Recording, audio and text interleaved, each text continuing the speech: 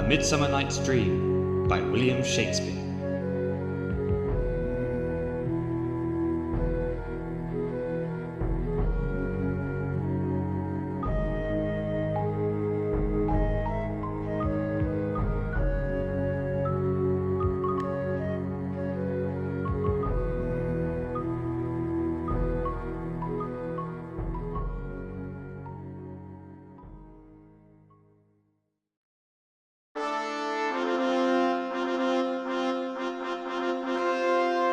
Now, fair Hippolyta, our nuptial hour draws on apace. 4 happy days bring in another moon.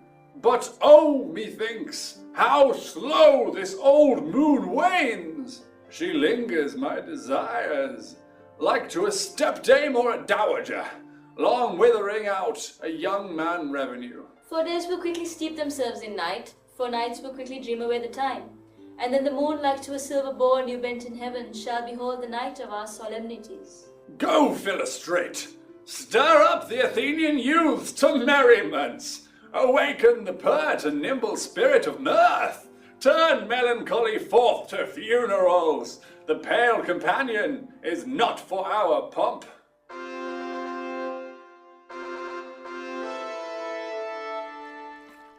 Hippolyta, I wooed thee with my sword, and won thy love, doing thee injuries. But I will wed thee in another key, with pomp, with triumph, and with reveling.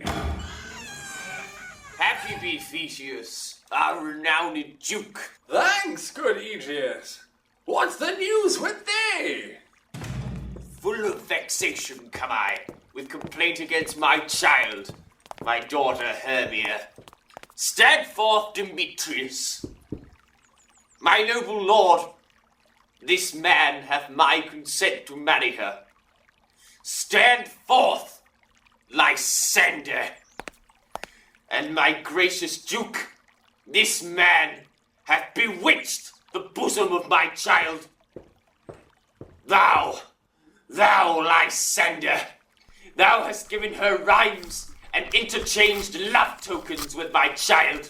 Thou hast by moonlight at our window sung, with feigning voice verses of feigning love, and stolen the impression of her fantasy with bracelets of thy hair, rings, gauds, conceits, knacks, trifles, nosegays, sweetmeats, messengers of strong prevailment in hardened youth. With cunning hast thou filched my daughter's heart, turned her obedience, which is due to me, to stubborn harshness. And, my gracious duke, be it so she will not hereby your grace concern to marry with Demetrius. I beg the ancient privilege of Athens, as she is mine, I may dispose of her, which shall either be to this gentleman, or to her death, according to our law immediately provided in that case. What say you, Hermia? Be advised, fair maid, to you your father should be as a god, one that composed your beauties, yea, and one to whom you are but as a form in wax, by him imprinted, and within his power to leave the figure or disfigure it. Demetrius is a worthy gentleman. So is Lysander. In himself he is, but in this kind, wanting your father's voice, the other must be held the worthier. I would my father looked but with my eyes. Rather your eyes must with his judgment look. I do entreat your grace to pardon me. I know not by what power I made bold, nor how it may concern my modesty in such a presence here, to plead my thoughts. But I beseech your grace that I may know the worst that may befall me in this case if I refuse to wed Demetrius.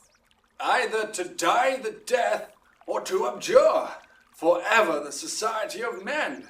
Therefore, fair Hermia, question your desires.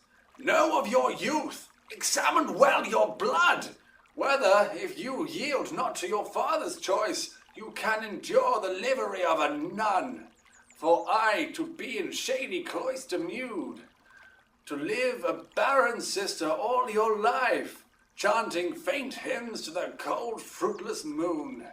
Thrice blessed they that master so their blood to undergo such maiden pilgrimage. But earthlier happy is the rose distilled than that which withering on the virgin thorn grows, lives, and dies in single blessedness. So will I grow, so live, so die, my lord, ere I will my virgin pattern up unto his lordship, whose unwished yoke my soul consents not to give sovereignty. Take time to pause, and by the next new moon, the sealing day betwixt my love and me, for everlasting bond of fellowship. Upon that day either prepare to die for disobedience to your father's will, or else to wed Demetrius as he would, or on Diana's altar to protest, for I austerity and single life.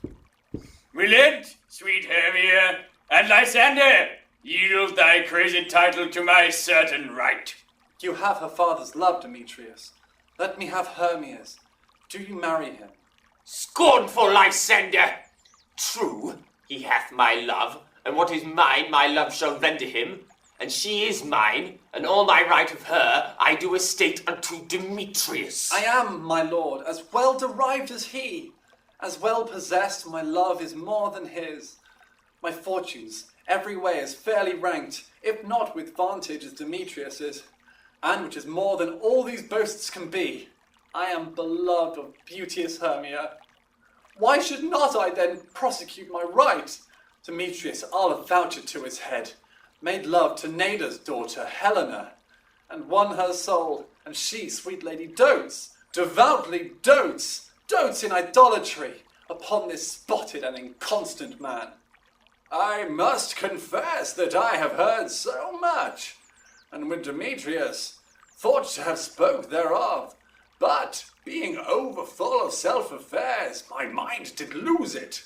But Demetrius, come, and come, Egeus, you shall go with me.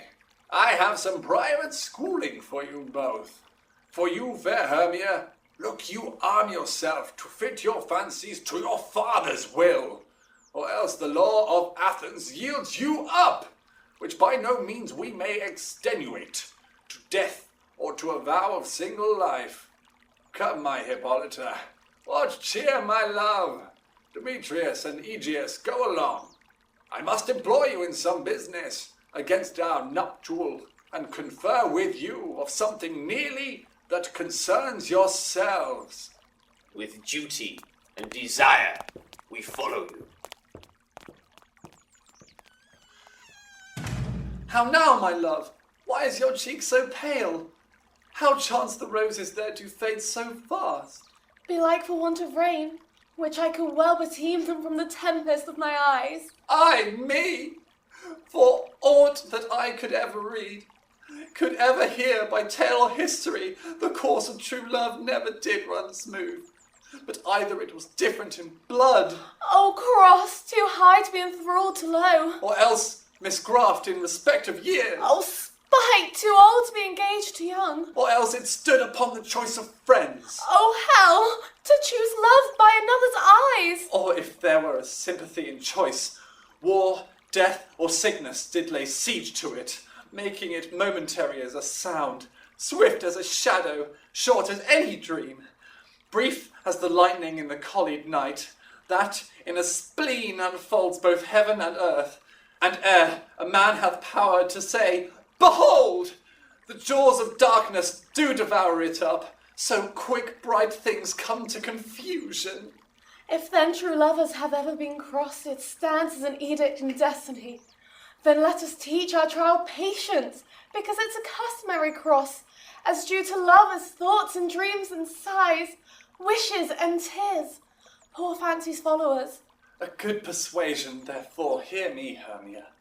I have a widow aunt, a dowager, of great revenue, and she hath no child.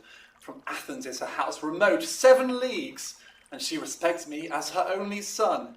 There, gentle Hermia, may I marry thee, and to that place the sharp Athenian law cannot pursue us. If thou lovest me then, steal forth thy father's house tomorrow night, and in the wood, a league without the town, where I did meet thee once with Helena, to do observance to a morn of May. There I will stay for thee. Oh, my good Lysander, I swear to thee, by Cupid's strongest bow, by his best arrow with the golden head, by the simplicity of Venus's doves, by that which knitteth souls and prospers loves, by that fire which burned the Carthage queen, whether false Troyan unto the sail was seen, by all the vows that ever men have broke, number more than ever women spoke, in that same place thou hast appointed me. Tomorrow truly will I meet with thee. Keep promise, love. Look, here comes Helena. Godspeed, fair Helena. Whither away? Call you me fair? That fair again unsay. Demetrius loves your fair. Oh, happy fair! Your eyes are lodestars, and your tongue sweet air, more tunable than lark to shepherd's ear, when wheat is green, when hawthorn buds appear. Sickness is catching. Oh, a favour so, yours would I catch, fair Hermia, ere I go. My ear should catch your voice, my eye your eye, my tongue should catch your tongue's sweet melody. Were the world mine, Demetrius being baited, the rest I'd give to be you translated. Oh, teach me how you look, and with what art you sway the motion of Demetrius's heart. I frown upon him, yet he loves me still. Oh, that your frowns would teach my smiles such skill. I give him curses, yet he gives me love. Oh, that my prayers could such affection move. The more I hate, the more he follows me. The more I love, the more he hateth me. His folly, Helena, is no fault of mine. None but your beauty. Would that fault were mine. Take comfort, he no more shall see my face. Lysander and myself will fly this place. Before the time I did Lysander see, seemed Athens a paradise to me. Oh, then, what graces in my love do dwell, that he hath turned a heaven unto hell. Helen, to your minds we will unfold. Tomorrow night, when Phoebe doth behold her silver visage in the watery glass, decking with liquid pearl the bladed grass, a time that lovers' flight doth still conceal, through Athens' gates have we devised to steal. And in the wood, where often you and I upon faint primrose beds were wont to lie, emptying our bosoms of their counsels sweet, there my Lysander and myself shall meet, and thence from Athens turn away our eyes, to seek new friends and stranger companies. Farewell, sweet playfellow, pray thou for us, and good luck grant thee thy Demetrius. Keep word, Lysander. We must starve our sight from lovers' food till morrow deep midnight. I will, my Hermia. Helena, adieu. As you on him, Demetrius dote on you. How happy some or other some can be. Through Athens I am thought as fair as she. But what of that? Demetrius thinks not so. He will not know what all but he do know. And as he errs doting on Hermia's eyes, so I admiring of his qualities, things base and vile folding no quantity, love can transpose to form and dignity. Love looks not with the eyes, but with the mind, and therefore is winged Cupid painted blind. Nor hath love's mind of any judgment taste, wings and no eyes figure unheedy haste, and therefore is love said to be a child, because in choice he is so oft beguiled as waggish boys in game themselves forswear. So the boy love is perjured everywhere. For ere Demetrius looked on Hermia's eyne, he hailed down oaths that he was only mine. And when this hail some heat from Hermia felt, so he dissolved, and showers of oaths did melt. I will go tell him of fair Hermia's flight. Then to the wood will he tomorrow night pursue her, and for this intelligence, if I have thanks, it is a dear expense, but herein mean I to enrich my pain, to have his sight thither and back again.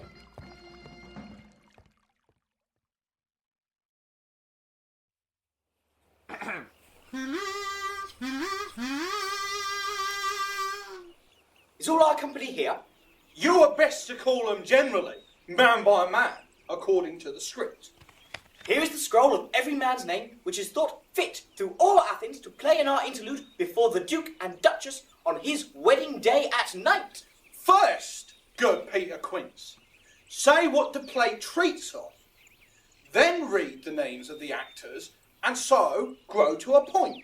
Marry, our play is the most lamentable comedy and most cruel death of Pyramus and Thisbe. A very good piece of work, I assure you.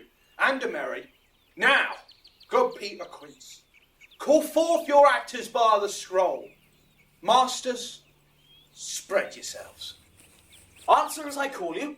Nick Bottom, the Weaver. Ready? Name what part I am for and proceed. You, Nick Bottom, are set down for Pyramus. What is Pyramus? A lover? Or a tyrant? A lover that kills himself most gallant for love. Well, that will add some tears in the true performing of it. If I do it, let the audience look to their eyes. I will move storms. I will condole in some measure to the rest. Yet my chief humour is for a tyrant. I could play Urkel's rarely, or a part to tear a cat in, to make all split. The raging rocks and shivering shocks shall break the locks of prison gates, and Phoebus' car shall shine from far and make and mar the foolish fates. This was lofty. Now, name the rest of the players. This is Urkel's vein, a tyrant's vein. A lover is more condoling. Francis Flute, the bellows mender. Here, Peter Quince. Flute, you must take Thisbe on you. What is Thisbe? A wandering knight? It is the lady that Pyramus must love. Nay, faith, let me not play a woman. I have a beard coming. That's all one. You shall play it in a mask, and you must speak as small as you will. And may I hide my face? Let me play Thisbe too. I'll speak in a monstrous little voice. Thisne, Thisne! Ah, Pyramus, lover dear, thy Thisbe dear, and lady dear! No, you must play Pyramus, and Flute, you Thisbe. Well, proceed. Robin Starveling, the tailor. Here, Peter Quince. Robin Starveling, you must play Thisbe's mother. Tom Snout, the tinker. Here, Peter Quince. You, Pyramus's father. Myself, Thisbe's father. Snug the joiner, you, the lion's part. And I hope here is a play fitted. Have you got the lion's part written? Pray you, if it be, give it me, for I am slow of study. You may do it extempore, for it is nothing but roaring. Let me play the lion too. I will roar that I will do any man's heart good to hear me. I will roar that I will make the Duke say, let him roar again, let him roar again. And you should do it too terribly. You would fright the Duchess and the ladies, and they would shriek, and that were enough to hang us all. That would hang us, every mother's son. I grant you, friends, if that you should fright the ladies out of their wits, they would have no more discretion but to hang us. But I will aggravate my voice, so that I will roar you as gently as any sucking dove. I will roar you, and 'twere any nightingale. You can play no part but Pyramus, for Pyramus is a sweet-faced man, a proper man, as one shall see in a summer's day, a most lovely, gentleman-like man. Therefore, you must needs play Pyramus. Well, I will undertake it. What beard were I best to play it in? Why, what you will. I will discharge it in either your straw-coloured beard, your orange tawny beard, your purple and grain beard, or your French crown-coloured beard, your perfect yellow. Some of your French crowns have no hair at all, and then you will play it barefaced. But, masters, here are your parts, and I am to entreat you, request you, and desire you to con them by tomorrow night, and meet me in the palace woods, a mile without the town by moonlight. There we will rehearse, for if we meet in the city, we shall be dogs with company, and our device is known. In the meantime, I will draw a bill of properties, such as our play warrants. I pray you, fail me not. We will meet, and there we may rehearse most obscenely and courageously. Take pains, be perfect. Adieu. At the Duke's Oak we meet. Enough! Hold or cut bowstrings.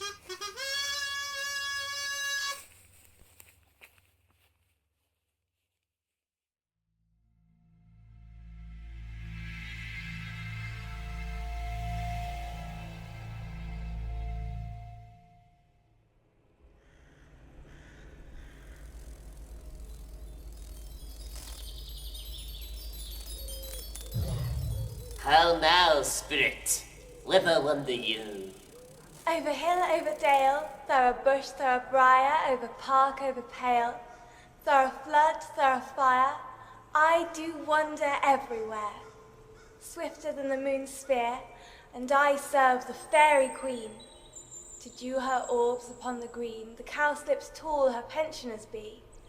In their gold coat spots you see, those be rubies. Fairy favours. In those freckles live their saviours. I must go, seek some dewdrops here, and hang a pearl in every cowslip's ear. Farewell, thou lob of spirits, I'll be gone.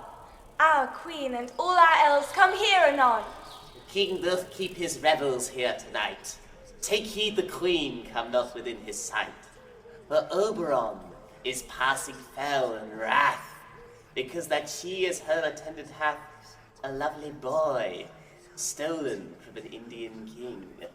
She never had so sweet a changeling. And jealous Oberon would have the child knight of his train, to trace the forests wild. But she perforce withholds the loved boy, crowns him with flowers, and makes him all her joy. And now they never meet in grove or green, by fountain clear or spangled starlight sheen, but they do square, that all their elves for fear creep into acorn cups and hide them there. Either I mistake your shape and making quite, or else you are that shrewd and knavish sprite called Robin Goodfellow. Are you not he that frights the maidens of the villagry, skim milk, and sometimes labours in the quern, and bootless make the breathless housewife churn, and sometimes make the drink to bear no balm, mislead night wanderers, laughing at their harm? Those that hobgoblin call you, and sweet Puck. You do their work, and they shall have good luck. Are you not he? Thou speakest aright. I am that merry wanderer of the night. I jest to Oberon and make him smile, when I a fat and bean-fed horse beguile, neighing in the likeness of a filly foal. And sometimes lurk I in a gossip's bowl, in very likeness of a roasted crab. And when she drinks, against her lips I bob, and on her withered dewlap pour the ale. The wisest aunt, telling the saddest tale, sometime for 3-foot stool mistaketh me. And slip I from her bun, down topples she, and Taylor cries and falls into a cough. And then the whole choir hold their hips and laugh, and waxen in their mirth and knees and swear a merrier hour was never wasted there. At room, fairy, here comes Oberon. And here my mistress. Would that he were gone.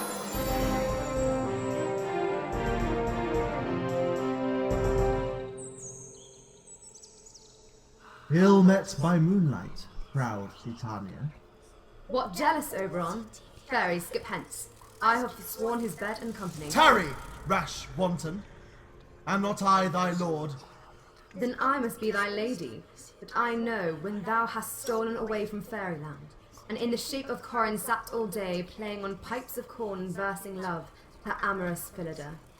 Why art thou here? Come from the farthest steppe of India?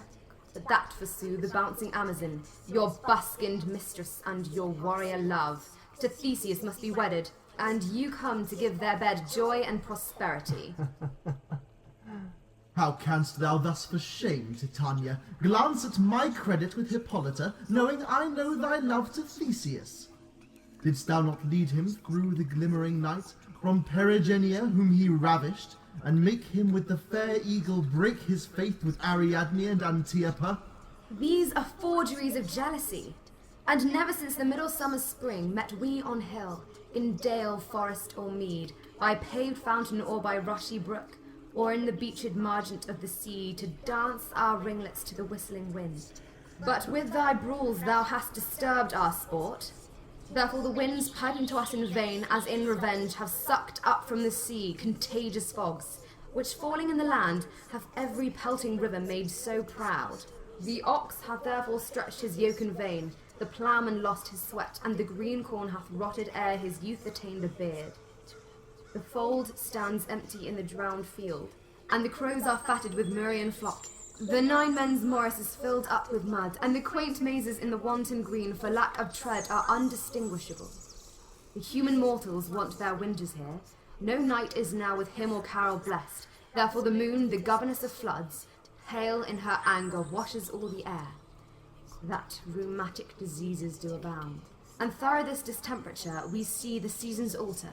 Hoary-headed frosts, far in the fresh slap of the crimson rose, and on old Hime's thin and icy crown, an odorous chaplet of sweet summer buds, is, as in mockery set, the spring, the summer, the childing autumn, angry winter, change their wonted liveries, and mazed world, by their increase, now knows not which is which.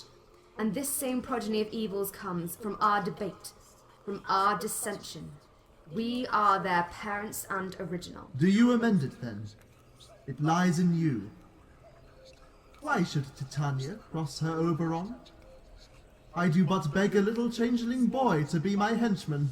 Set your heart at rest. The fairyland buys not the child of me. His mother was a votaress of my order.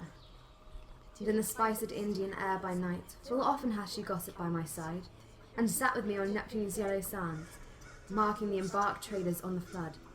Would we have laughed to see the sails conceive and grow big-bellied with their wanton wind?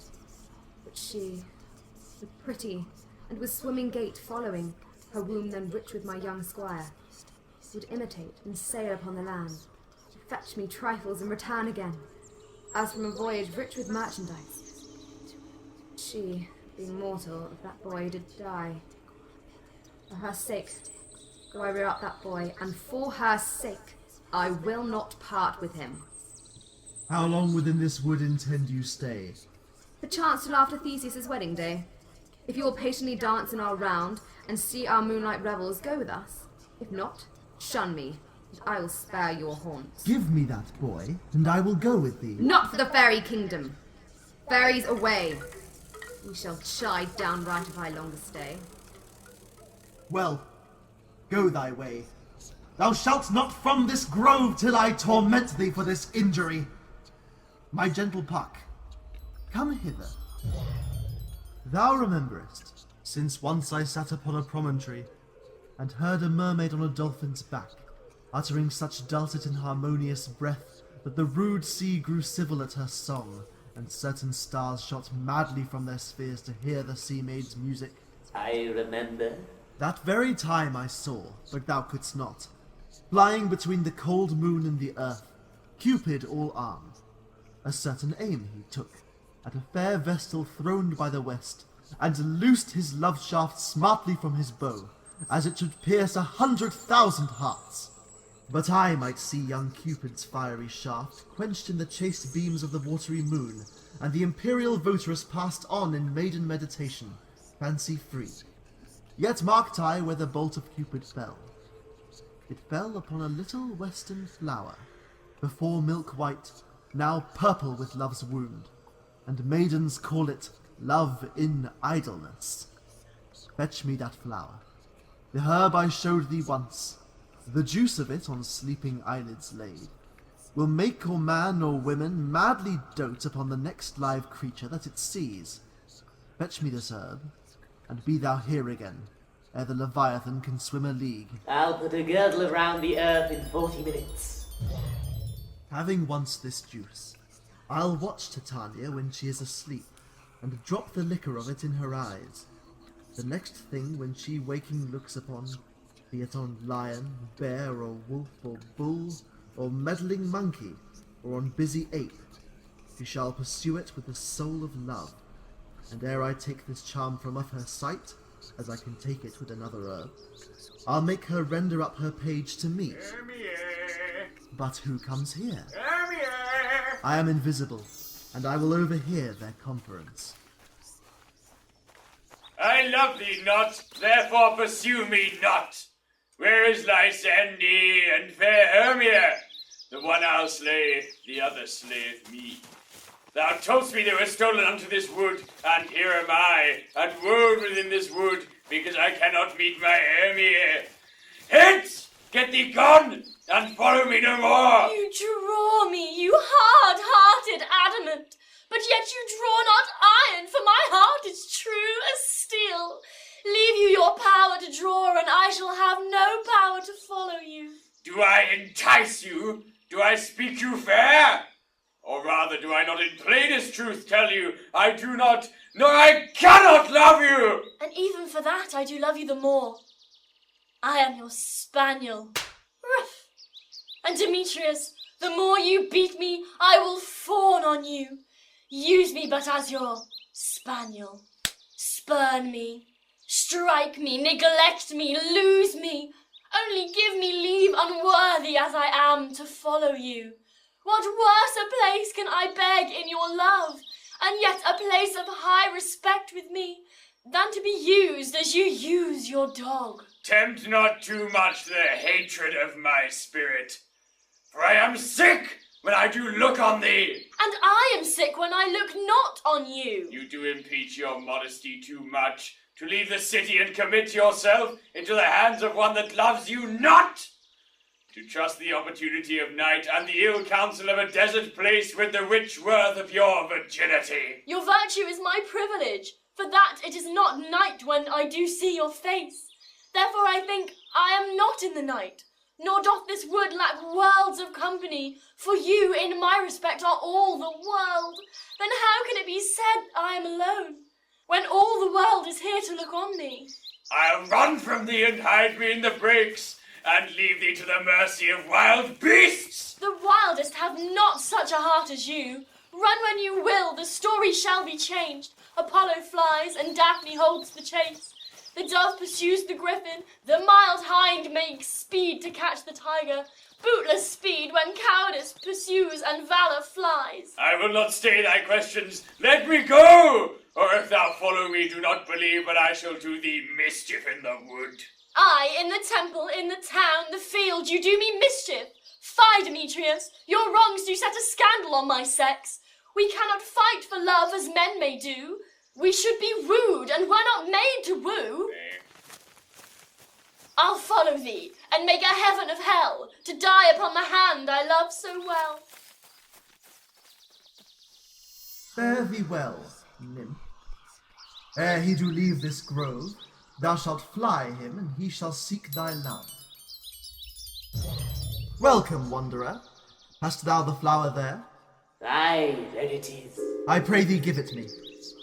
I know a bank where the wild thyme blows, where oxlips and the nodding violet grows, quite over-canopied with luscious woodbine, with sweet musk roses and with eglantine.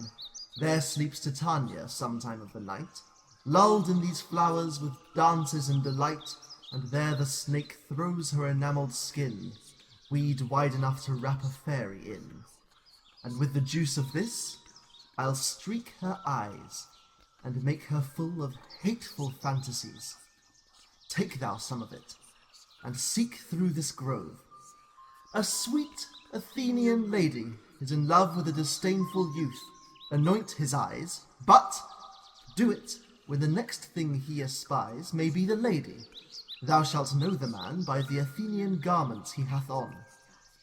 Affect it with some care, that he may prove more fond on her than she upon her love. And look thou meet me ere the first cock crow. Fear not, my lord, your servants shall do so.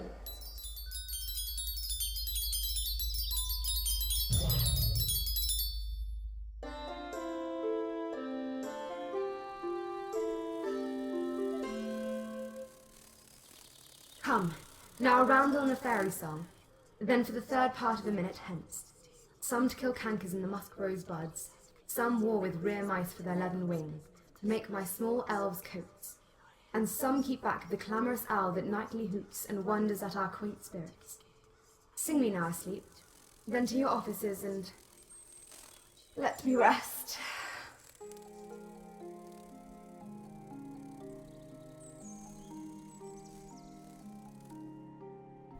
You spotted snakes with double tongue, thorny hedgehogs be not seen, mutes and blind ones do no wrong. Come not near our fairy queen.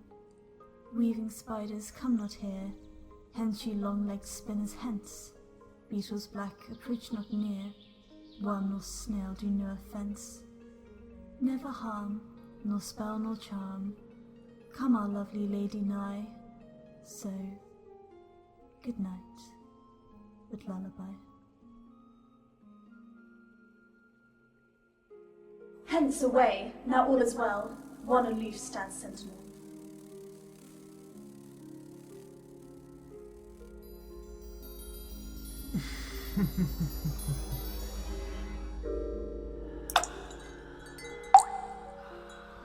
What thou seest when thou dost wake, do it for thy true love take, love and languish for his sake. Be it ounce, or cat, or bear, pard, or boar with bristled hair, in thy eye that shall appear, when thou wakest, it is thy dear. Wake when some vile thing is near.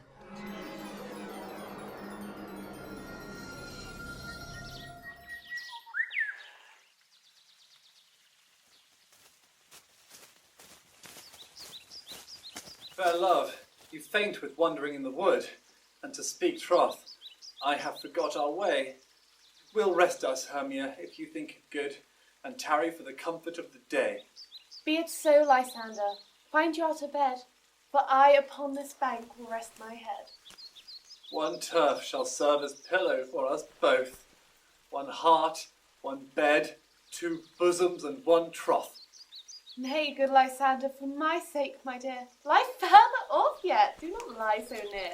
Oh, take the sense, sweet of my innocence. Love takes the meaning of love's conference.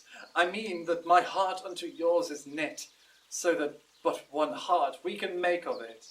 Two bosoms interchained with an oath, so then two bosoms and a single troth.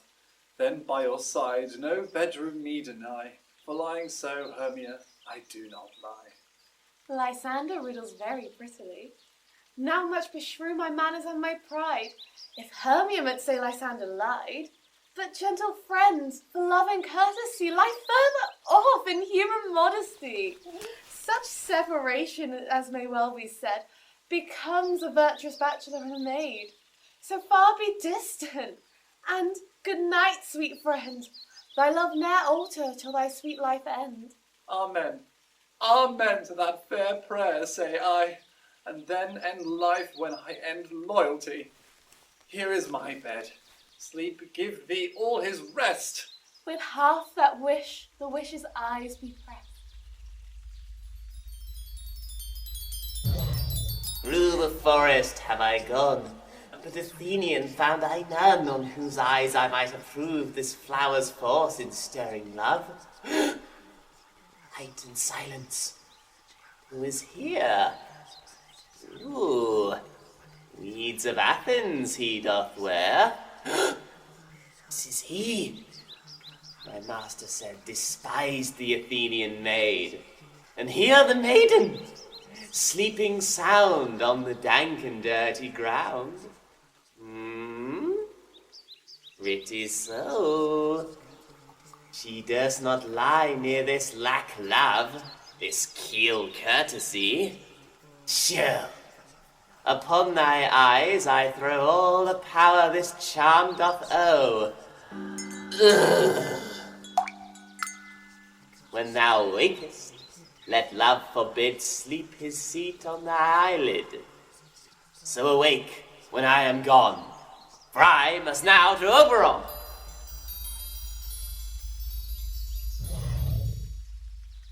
Stay though thou kill me, sweet Demetrius. I charge thee hence, and do not haunt me thus! Oh, wilt thou, darkling, leave me? Do not so! Stay on thy peril.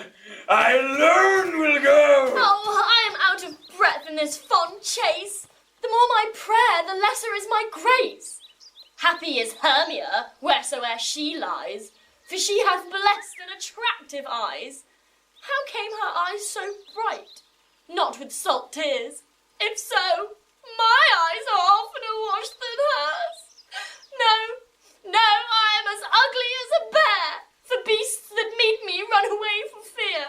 Therefore no marvel through Demetrius do, as a monster fly my presence thus. What wicked and dissembling glass of mine made me compare with Hermia's fiery eyne? But who is here? Lysander on the ground, dead or asleep? I see no blood, no wound. Lysander, if you live, good sir, awake. And run through fire I will for thy sweet sake. Transparent Helena, nature shows art, but through thy bosom makes me see thy heart. Where is Demetrius? Oh, how fit a word is that vile name to perish on my sword! Do not say so, Lysander, say not so. What though he loves your Hermia? Lord, what though? Yet Hermia still loves you. Then be content. Content with Hermia? No! I do repent the tedious minutes I with her have spent. Not Hermia, but Helena I love, who will not change a raven for a dove. The will of man is by his reason swayed, and reason says you are the worthier maid. Things growing are not ripe until their season, so I being young till now ripe not to reason, and touching now the point of human skill, reason becomes the marshal to my will, and leads me to your eyes, where I overlook love's stories written in love's richest book. Wherefore was I to this keen mockery born, when at your hands did I deserve this scorn? It's not enough, young man, that I did never know nor never can deserve a sweet look from Demetrius's eye, but you must flout my insufficiency. Good troth, you do me wrong, good sooth you do, in such disdainful manner me to woo. But fare you well. Perforce I must confess, I thought you, lord, of more true gentleness. Oh, that a lady of one man refused should of another therefore be abused. She sees not Hermia. Hermia, sleep thou there, and never mayest thou come Lysander near, for as a surfeit of the sweetest things, the deepest loathing to the stomach brings, or as tie heresies that men do leave, are hated most of those they did deceive, so thou, my surfeit and my heresy, of all be hated, but the most of me. Had all my powers address your love and might to honour Helen and be her knight. Help me, Lysander! Help me! Do thy best to pluck this crawling serpent from my breast! I need for pity. What a dream was here! Lysander, look how I do quake with fear! Methought a serpent eat my heart away, and you sat smiling at its cruel prey. Lysander? What? Remove? Lysander, Lord! What? Out of hearing? Gone? No sound, no word? Alack, where are you? Speak, and if you hear, speak of all loves. I swoon almost with fear. No? Then I well perceive you all not nigh. Either death or you I'll find immediately.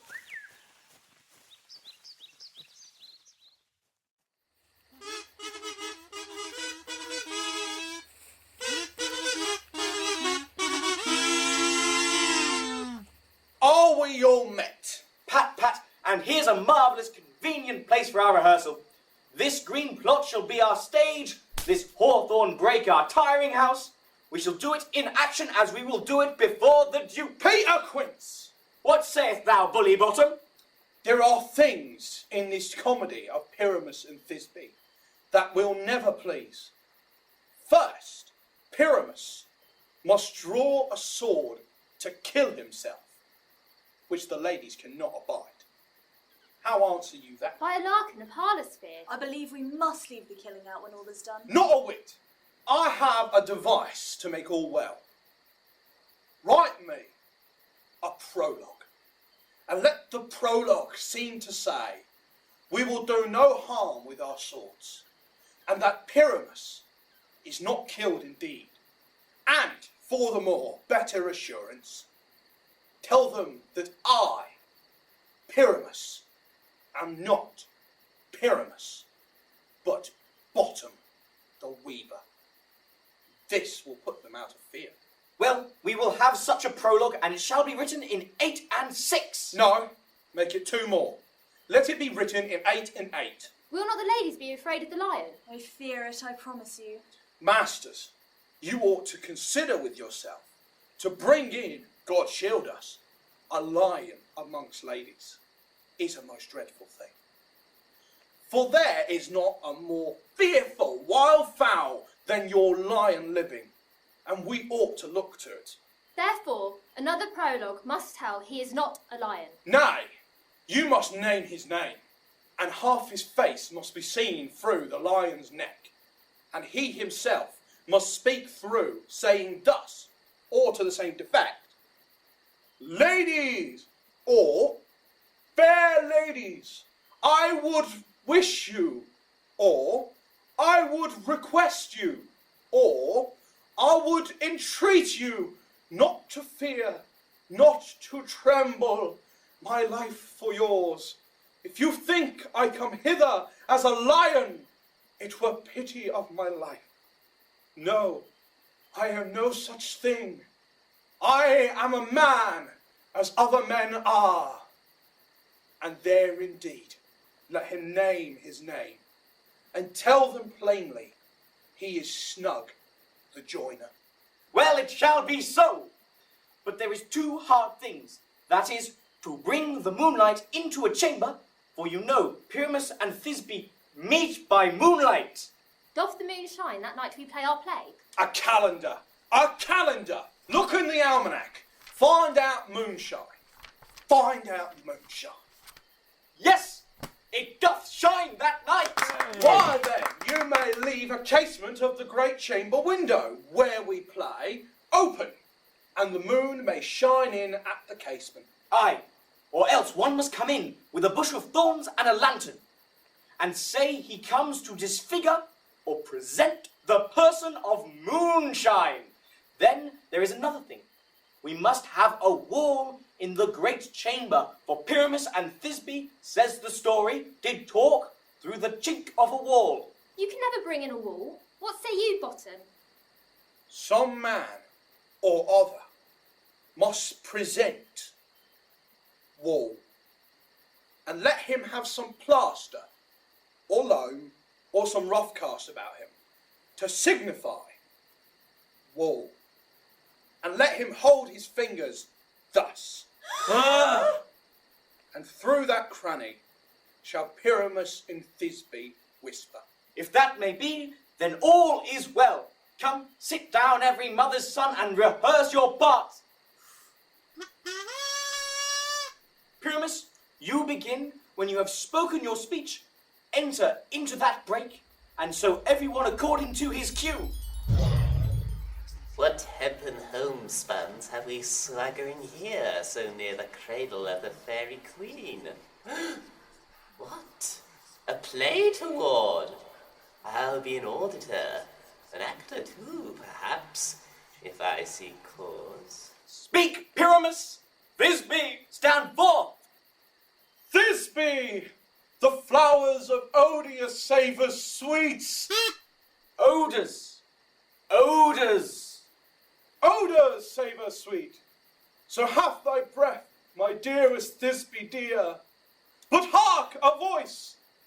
Stay thou but here a while, and by I will to thee appear. A stranger Pyramus than e'er played here. Must I speak now? Aye, marry, you must.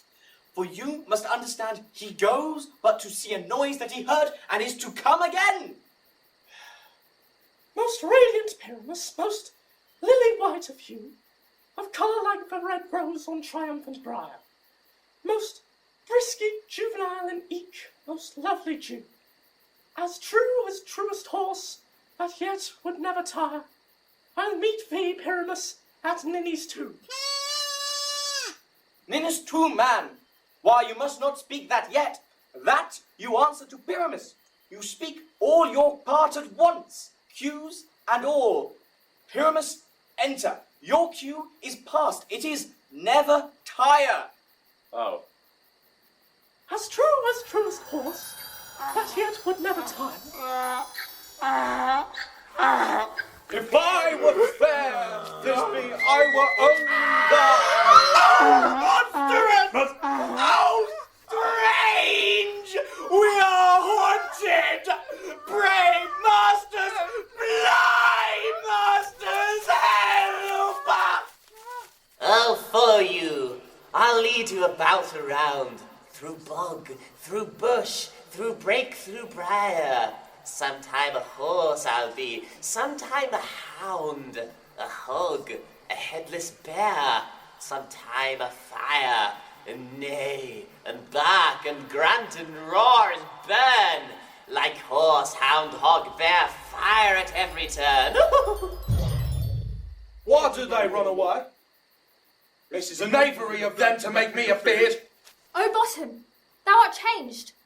What do I see on thee? What do you see? You see an ass head of your own, do you? Bless thee, Bottom! Bless thee, thou art translated!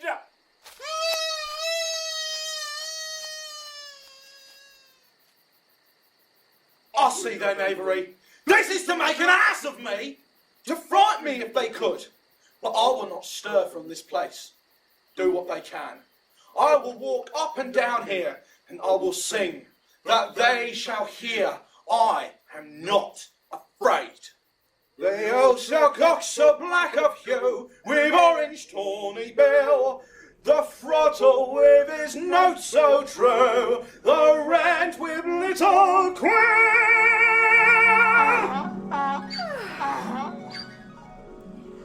Oh, what angel wakes me from my flowery bed? The finch, the sparrow, and the lark, the plain song cuckoo grey, whose note full many a man doth mark, and dares not answer nay.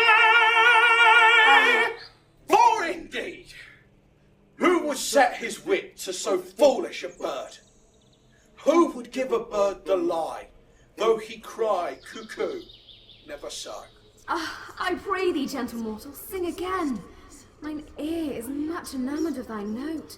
So is mine eye enthralled to thy shape, and thy fair virtues force perforce doth move me on the first view to say, to swear, I love thee. Methinks, mistress, you should have little reason for that. And yet, to say the truth, reason and love keep little company together nowadays. The more the pity that some honest neighbours will not make them friends. Nay, I can gleek upon occasion. Oh, thou art as wise as thou art beautiful. Not so neither. But if I had wit enough to get out of this wood, I have enough to serve mine own turn. Out of this wood do not desire to go. Thou shalt remain here, whether thou wilt or no. I am a spirit of no common rate. The summer still doth tend upon mine state, and I do love thee. Therefore go with me. I'll give thee fairies to attend on thee, and they shall fetch thee jewels from the deep, and sing while thou on pressed flowers dost sleep. And I will purge thy mortal grossness so, that thou shalt like an airy spirit go. Peace blossom, cobweb, moth, and mustard seed. Ready? And I. And I. And I. Where shall we go? Be kind and courteous to this gentleman. Hop in his walks and gamble in his eyes. Feed him with apricots and dewberries, with purple grapes, green figs, and mulberries. The honey bags steal from the humble bees, and for night tapers crop their waxen thighs, and light them at the fiery glowworm's eyes. To have my love to bed and to arise, and pluck the wings from painted butterflies, to fan the moonbeams from his sleeping eyes. Nod to him, elves, and do him courtesy. Hail, mortal! Hail, hail, Hail! I cry your worship's mercy. Heartily I beseech your worship's name. Cobweb? I shall desire you of more acquaintance, good Master Cobweb. If I cut my finger, I shall make bold with you. Your name, honest gentleman. Peace Blossom. I pray you, commend me to Mistress Squash, your mother, and to Master Peascod, your father. Good Master Peace Blossom, I should desire you of more acquaintance too. Your name, I beseech you, sir. Mustard Seed. Good Master Mustard Seed, I know your patience well. That same cowardly, giant-like Oxbee have devoured many a gentleman from your house. I promise you, your kindred had made mine eye water ere now. I desire you more acquaintance, good Master Mustard Seed. Come, wait upon him, lead him to my bower. The moon, methinks, looks with a watery eye, and when she weeps, weeps every little flower, lamenting some enforced chastity. Tie up my love's tongue, bring him silently.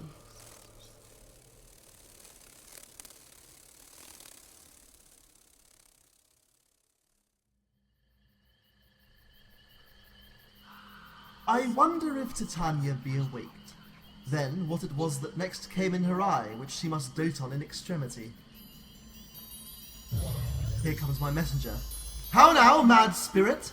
What night rule now about this haunted grove?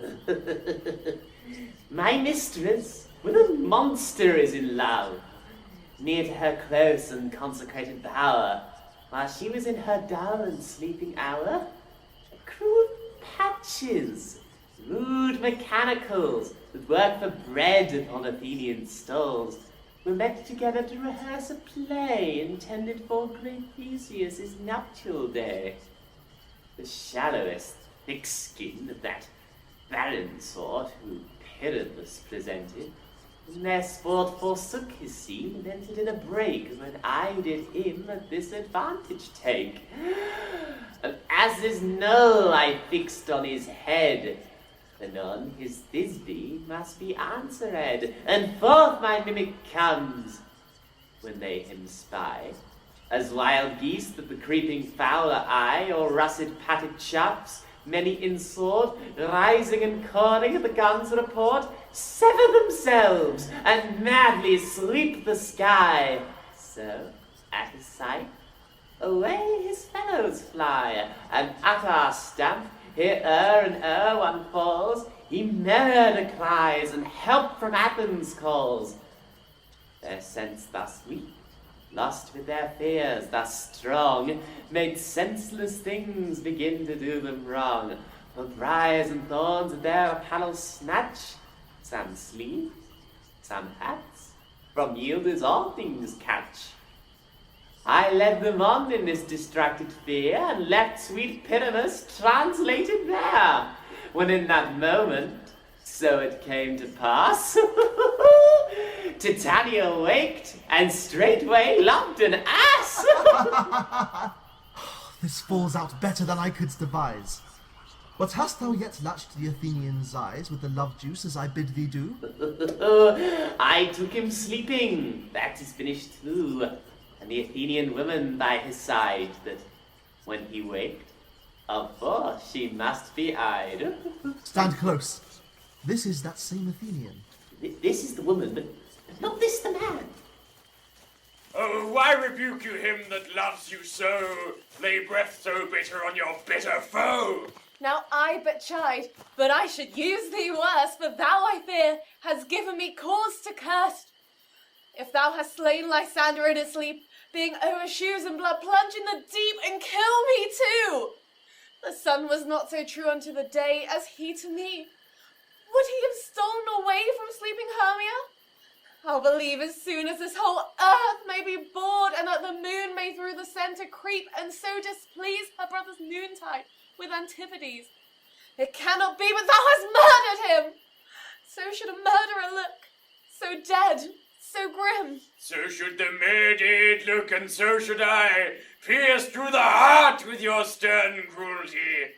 Yet you, the murderer, look as bright, as clear, as yonder Venus in her glimmering sphere. What's this to my Lysander? Where is he?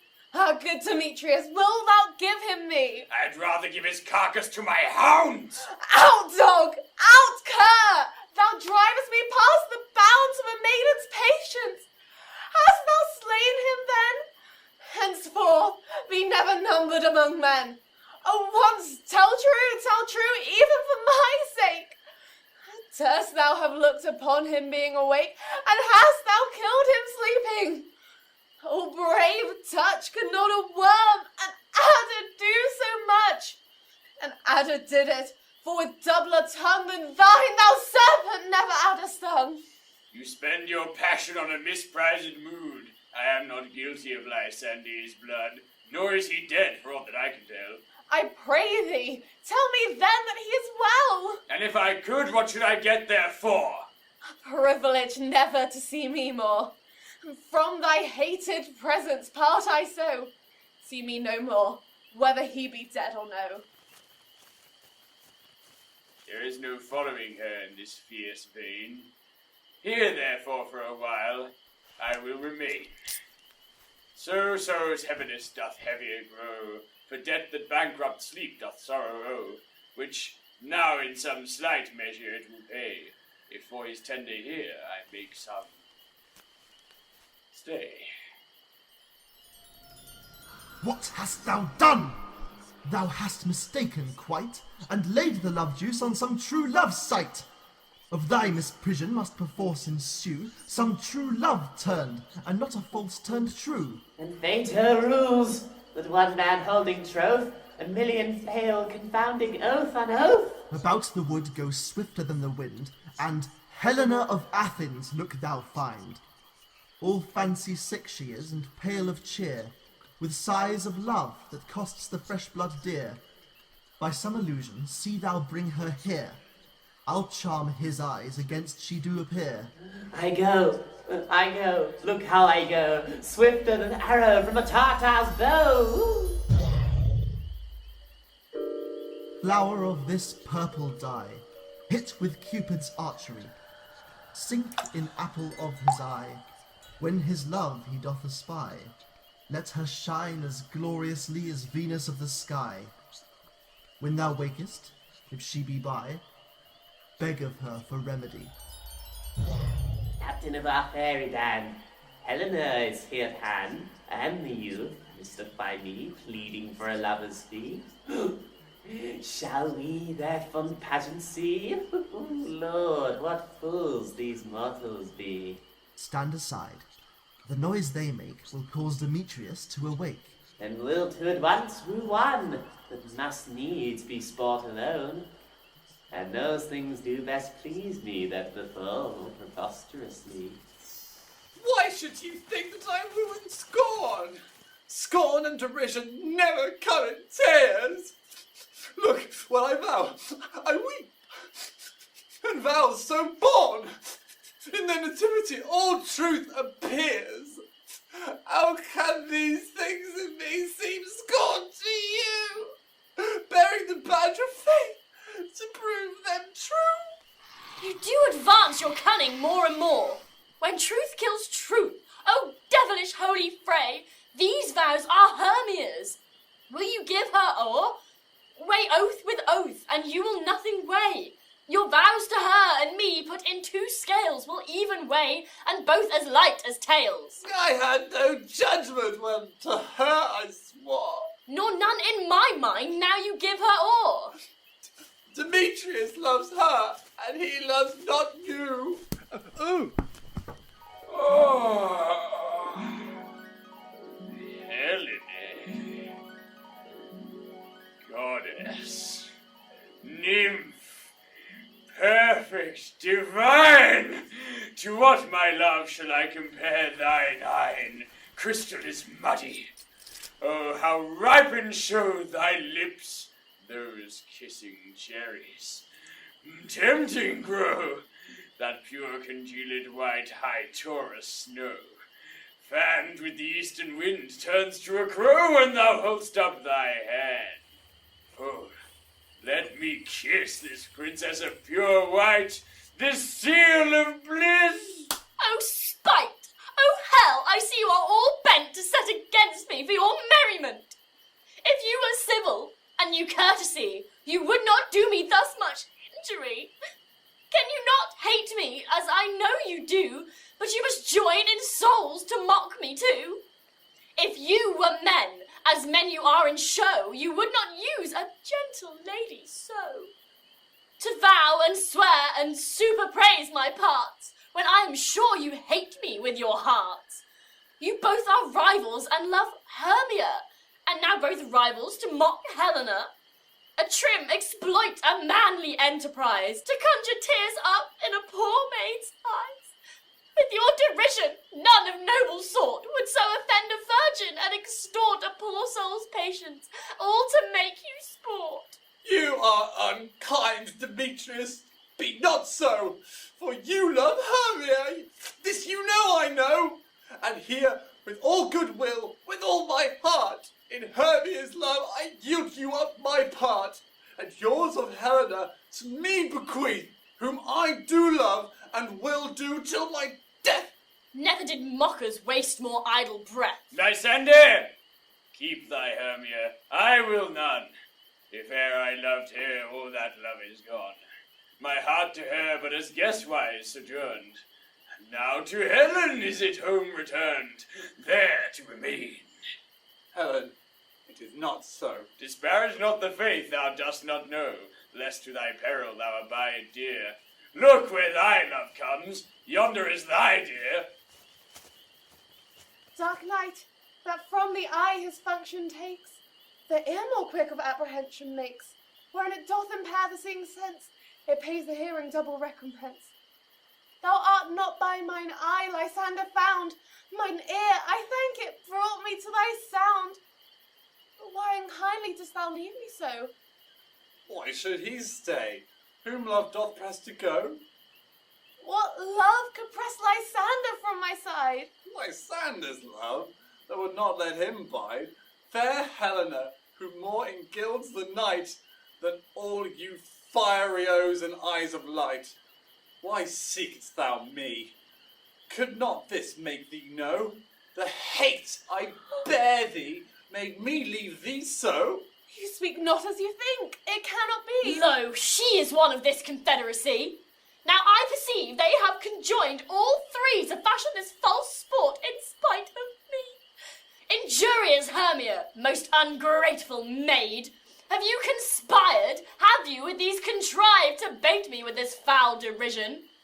Is all the counsel that we two have shared, the sisters' vows, the hours that we have spent when we have chid the hasty-footed time for parting us? Oh, is it all forgot? All school days' friendship, childhood innocence? We, Hermia, like two artificial gods, have with our needles created both one flower, both on one sampler, sitting on one cushion, both warbling of one song, both in one key, as if our hands, our sides, voices, and minds had been incorporate. So we grow together, like to a double cherry, seeming parted, but yet in union and partition. Two lovely berries moulded on one stem, so with two seeming bodies, but one heart. Two of the first, like coats in heraldry, due but to one, and crowned with one crest. And will you rent our ancient love asunder, to join with men in scorning your poor friend? It is not friendly, 'tis not maidenly. Our sex, as well as I, may chide you for it, though I alone do feel the injury. I am amazed at your passionate words. I scorn you not. It seems that you scorn me. Have you not set Lysander as in scorn to follow me, and praise my eyes and face, and made your other love, Demetrius, who even but now did spurn me with his foot, to call me goddess, nymph, divine, and rare, precious, celestial? Wherefore speaks he this to her he hates? And wherefore doth Lysander deny your love, so rich within his soul, and tender me, forsooth, affection, but by your setting on, by your consent. What thought I be not so in grace as you, so hung upon with love, so fortunate, but miserable most to love unloved? This you should pity rather than despise. I understand not what you mean by this. I do persevere, counterfeit sad looks, make mouths upon me when I turn my back, wink each at other, hold the sweet jest up. This sport well carried shall be chronicled. If you have any pity, grace, or manners, you would not make me such an argument. But fare you well, 'tis partly my own fault, which death or absence soon shall remedy. Stay gentle, Helena.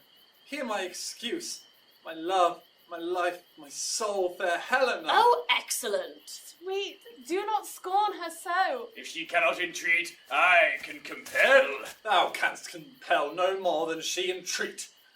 Thy threats have no more strength than her weak prayers. Helen, I love thee. By my life I do. I swear by that which I will lose for thee, to prove him false that says I love thee not. I say I love thee more than he can do. If thou say so, withdraw and prove it too. Quick, come! Lysander, where do you intend all this? Away, you Ethiop! No, he'll seem to break loose. Take on as you would follow. But yet come not, you are a tame man. Go! Hang off, thou cat, thou burr, vile thing, let loose, or I will shake thee from me like a serpent. Why are you grown so rude? What change is this? Sweet love! My love, out, tawny Tartar, out! Out, loathed medicine, hated potion, hence! Do you not jest? Yes, sooth, and so do you. Demetrius, I will keep my word with thee. I would I had your bond, for I perceive a weak bond holds you. I'll not trust your word. What, should I hurt her? Strike her, kill her dead? Although I hate her, I'll not harm her so. What can you do me greater harm than hate? Hate me? Wherefore? Oh me, what news, my love? Am I not Hermia? I'm not you, Lysander? I am as fair as now as I was erewhile. Since night you love me, yet since night you left me. Why, then you left me. Oh, the gods forbid, in earnest shall I say. Aye, by my life, and never did desire to see thee more. Therefore be out of hope, of question, of doubt. Be certain nothing truer. 'Tis no jest, but I do hate thee, and love Helena. Oh me, you juggler, you canker bosom, you thief of love! What, have you come by night and stolen my love's heart from him? Fine, if faith. Have you no modesty, no maiden shame, no touch of bashfulness? What will you tear impatient answers from my gentle tongue? Fie, you counterfeit, you puppet, you! Puppet? Why so? Aye, that way goes the game. Now I perceive that she hath made compare between our statures. She hath earned her height, and with her personage, her tall personage, her height forsooth, she hath prevailed with him. And are you grown so high in his esteem, because I'm so dwarfish and so low? How low am I, thou painted maypole? Speak, how low am I? I'm not yet so low that but my nails can reach into thine eyes. I pray you, though you mock me, gentlemen, let her not hurt me. I was never cursed. I have no gift at all in shrewishness. I am a right maid for my cowardice. Let her not strike me. You perhaps may think because she is something lower than myself that I can match her. Lower? Hark again. Good Hermia, do not be so bitter with me. I evermore did love you, Hermia, did ever keep your counsels, never wronged you. Save that in love unto Demetrius. I told him of your stealth unto this wood. He followed you, for love I followed him. But he hath chid me hence, and threatened me, to strike me, spurn me, nay, to kill me too. And now, so you will let me quiet go, to Athens will I bear my folly back, and follow you no further. Let me go. You see how simple and how fond I am. Why, get you gone. Who is it that hinders you? A foolish heart that I leave here behind. What, with Lysander? With Demetrius. Be not afraid. She shall not harm thee, Helena. No, sir, she shall not, though you take her part. Oh, when she's angry, she is keen and shrewd. She was a vixen when she went to school, and though she be but little, she is fierce. Little again? Nothing but low and little. Why will you suffer her to flout me thus? Let me come to her. Get you gone, you dwarf! You minimus! Of hindering not grass made you bead, you acorn! You are too officious in her behalf that scorns your services. Let her alone. Speak not of Helena. Take not her part, for if thou dost intend never so little show of love to her, thou shalt abide it. Now she holds me not. Now follow, if thou darest, to try who's right. Of thine or mine is most in Helena. Follow! Nay, I'll go with thee, cheek by jowl! You, mistress, all this coil is long of you. Nay, go not back. I will not trust you. I no longer stay in your cursed company. Your hands than mine are quicker for a fray. My legs are longer, though, to run away. I am amazed and know not what to say.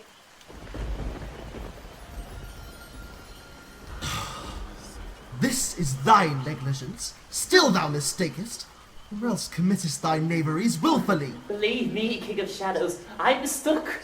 Did not you tell me I should know the man by the Athenian garment he had on? And so far blameless proves my enterprise that I have anointed an Athenian's eyes. And so far am I glad it so did sort at this their jangling I esteem a sport. Thou seest these lovers seek a place to fight. Hie therefore, Robin, overcast the night, the starry welkin cover thou anon, with drooping fog as black as Acheron, and lead these testy rivals so astray, as one come not within another's way. Like to Lysander, sometime frame thy tongue, then stir Demetrius up with bitter wrong, and sometime rail thou like Demetrius, and from each other look thou lead them thus, to lower their brows death counterfeiting sleep, with leaden legs and batty wings doth creep. Then crush this herb into Lysander's eye, whose liquor hath this virtuous property, to take from thence all errors with his might, and make his eyeballs roll with wonted sight. When they next awake, all this derision shall seem a dream, and fruitless vision, and back to Athens shall the lovers wend, with league whose dates till death shall never end. Whiles I in this affair do thee employ, I'll to my queen, and beg her Indian boy, and then I will her charmed eye release from monsters' view, and all things shall be peace. Aye, fairy lord, this must be done with haste, for night swift dragons cut the clouds full fast, and yonder shines Aurora's harbinger, at whose approach ghosts wandering here and there troop home to churchyards. Damned spirits all that in crossways and floods have burial, already to their wormy beds are gone, for fear lest day should look their shames upon. They wilfully themselves exile from light, and must for aye consort with black-browed night. But we are spirits of another sort. I, with the morning's love, have oft made sport, and, like a forester, the groves may tread, even till the eastern gate, all fiery red, opening on Neptune with fair blessed beams, turns into yellow gold his salt-green streams. But, notwithstanding, haste, make no delay. We may effect this business yet ere day. Up and down, I will lead them up and down. I am feared in field and town. Goblin, lead them up and down. Here comes one. Where art thou, proud Demetrius? Speak thou now. Here, villain, thralled and ready. Where art thou? But I will be with thee straight. Follow me then, to play the ground. Lysander! Speak again! Thou runaway, thou coward, art thou fled? Speak! In some bush! Where dost thou hide thy head? Thou coward! Art thou bragging to the stars? Telling the bushes that thou look'st for wars and wilt not come? Come, recreant. Come now, child. I'll whip thee with a rod. He is defiled that draws a sword on thee. Yea, art thou there? Follow my voice. We'll try no manhood here. He goes before me and still dares me on. When I come where he calls, then he's gone. The villain is much lighter heeled than I. I followed fast, but faster he did fly. But fallen am I in dark uneven way, and here will rest me. Come thou, gentle day, for if but once thou show me thy grey light, I'll find Demetrius and revenge this spite. Ho, ho, ho, coward! Why comest thou not? Abide me if thou darest, for when I wot thou runst before me, shifting every place, and darest not stand or look me in the face. Where art thou now? Come hither, I am here. Nay, then thou mockst me. Thou shalt buy this dear, if ever I thy face by daylight see. Now go thy way. Faintness constraineth me to measure out my length on this cold bed. By day's approach, look to be visited. O weary night, O long and tedious night, abate thy hour. Shine comforts from the east, that I may back to Athens by daylight, from these that my poor company detest, and sleep that sometimes shuts up sorrow's eye. Steal me a while from mine own company. Yet but 3. Come one more. 2 of both kinds make up 4. Here she comes, cursed and sad. Cupid is a knavish lad, thus to make poor females mad. Never so weary, never so in woe, bedabbled with the dew and torn with the briars, I can go no further. My legs can keep no pace with my desires. Here will I rest me till the break of day. Heaven shield Lysander, if they mean afraid.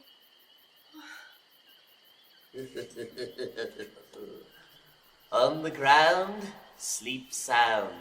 I'll apply to your eye, gentle lover, remedy. When thou wakest, thou takest true delight in the sight of thy former lady's eye, and the country proverb known, every man should take his own, in your waking shall be shown. Jack shall have Jill, Nant shall go ill, this man shall have his mare again, and all shall be well.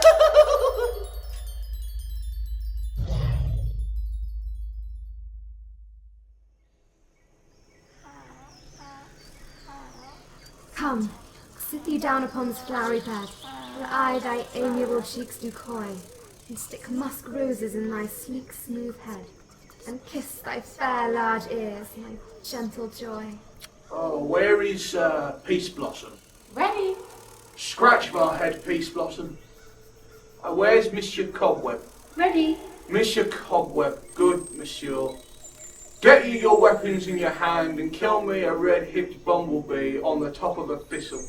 And good monsieur, bring me the honey bag. Do not fret yourself too much in the action, monsieur. And good monsieur, have a care the honey bag break not.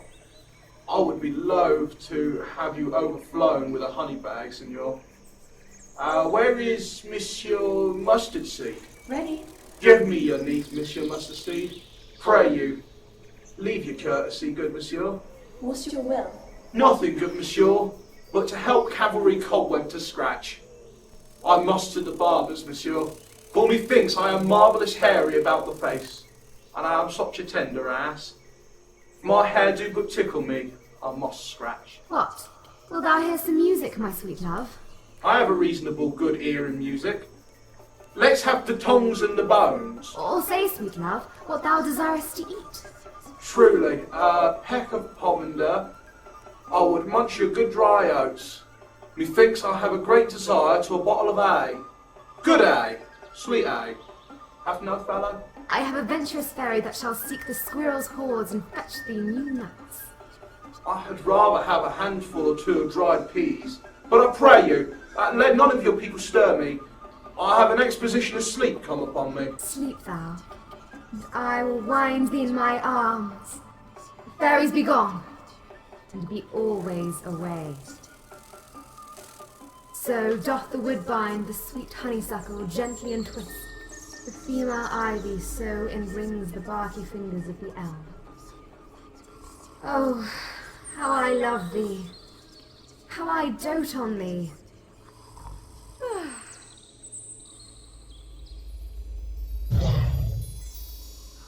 Welcome, good Robin. Seest thou this sweet sight?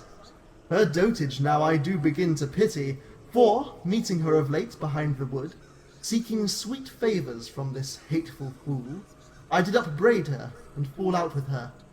For she his hairy temples then had rounded with a coronet of fresh and fragrant flowers, and that same dew, which sometime on the buds was wont to swell like round and orient pearls, stood now within the pretty floweret's eyes, like tears that did their own disgrace bewail.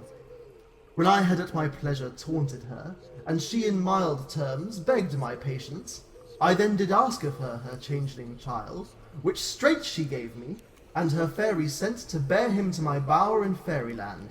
And now I have the boy, I will undo this hateful imperfection of her eyes, and, gentle Puck, take this transformed scalp from off the head of this Athenian swain, that, he awaking when the other do, may all to Athens back again repair, and think no more of this night's accidents, but as the fierce vexation of a dream. But first I will release the fairy queen. Beest thou wast wont to be, see as thou wast wont to see. Dian's bud o'er Cupid's flower hath such force and blessed power. Now, my Titania, wake you, my sweet queen. My Oberon, what visions have I seen? Methought I was enamoured of an ass. There lies your love. How come these things to pass? Oh, how mine eyes do loathe his visage now. Silence a while. Robin, take off this head. Titania, music call, and strike more dead than common sleep of all these five the sense. Music, ho! Music such as charmeth sleep. Now, when thou wakest, as thine own fool's eyes peep. Sound music! Come, my queen, take hands with me, and rock the ground whereon these sleepers be. Now thou and I are new in amity, and will tomorrow midnight solemnly dance in Duke Theseus's house triumphantly, and bless it all to fair prosperity. There shall the pairs of faithful lovers be, wedded with Theseus, all in jollity. Fairy king, attend and mark, I do hear the morning lark. Then, my queen, in silence sad, trip we after the night's shade. We the globe can encompass soon, swifter than the wandering moon. Come, my lord, and in our flight, tell me how it came this night that I sleeping here was found with these mortals on the ground.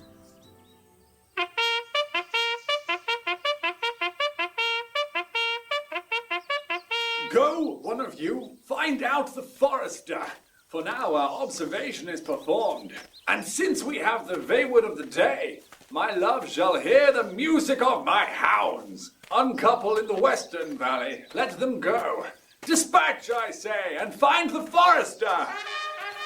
We will, fair queen, up to the mountain's top, and mark the musical confusion of hounds and echo in conjunction. I was with Hercules and Cadmus once, when in a wood of Crete they bathed the bear with the hounds of Sparta. Never did I hear such a gallant chiding, for besides the groves, the skies, the fountains, every region near seemed all one mutual cry. I never heard so musical a discord, such sweet thunder. My hounds are bred out of the Spartan kind, so flued and sanded, and their heads are hung with ears that sweep away the morning dew.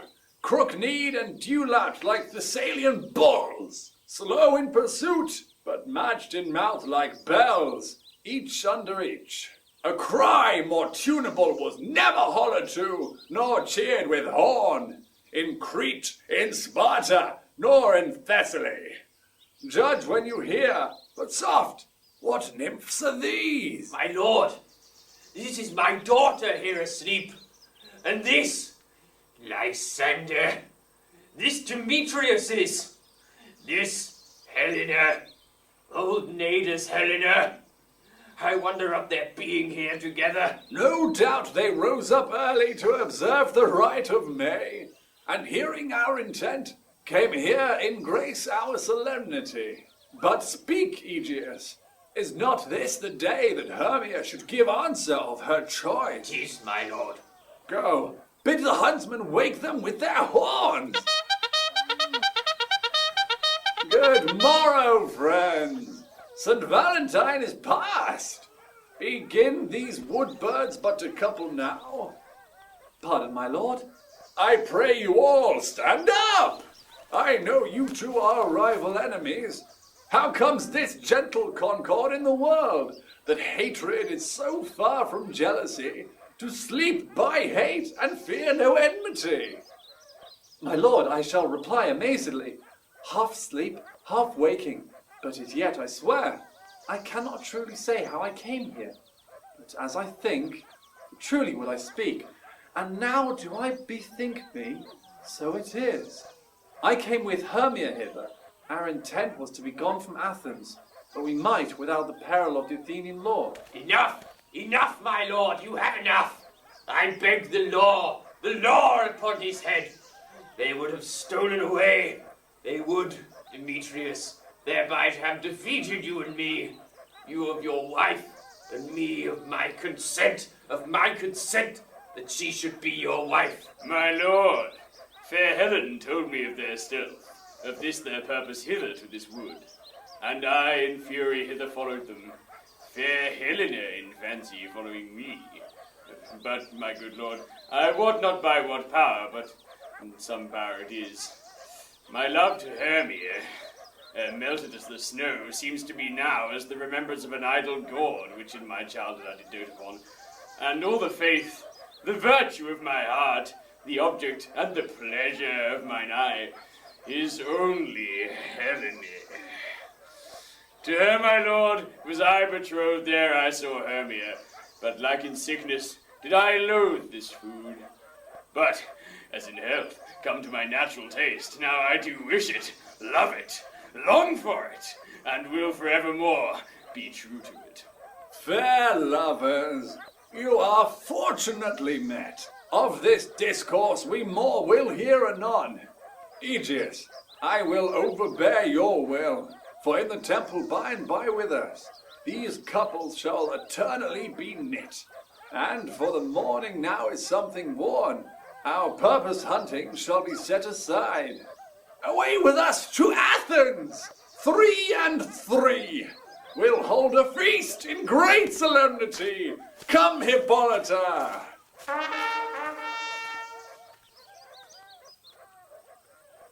These things seem small and undistinguishable. Methinks I see these things with parted eye, when everything seems double. So methinks. And I have found Demetrius like a jewel, mine own and not mine own. Are you sure that we are awake? It seems to me that yet we sleep, we dream. Do not you think the Duke was here and bid us follow him? Yea, and my father. And Hippolyta. Why, then we are awake. Let's follow him, and by the way, let us recount our dreams.